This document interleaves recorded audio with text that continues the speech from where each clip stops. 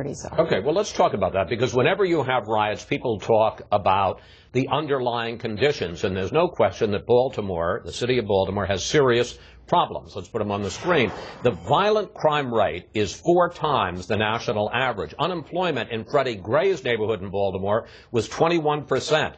72% of 8th graders score below proficient in math. Now, a lot of people, frankly conservatives, have pointed out that Baltimore has not had a Republican mayor in 50 years.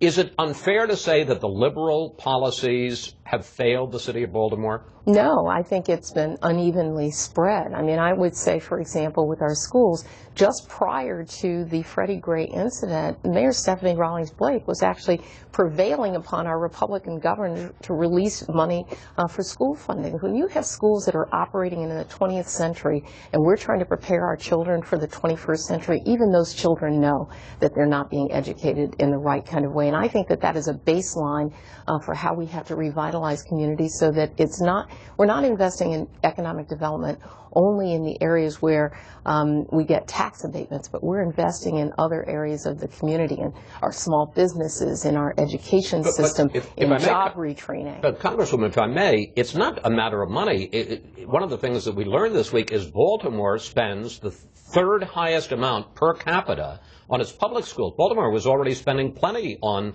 public schools, and the schools were still lousy. Well, there's uneven spending in the public schools, and I would say to you, I mean, even the school that let out where the riots first began, there was a student who was interviewed who said, "I'm looking at a book that's 20 years old. How does that prepare her for the 21st century?" And so I think we have a lot of questions to ask, and they're not just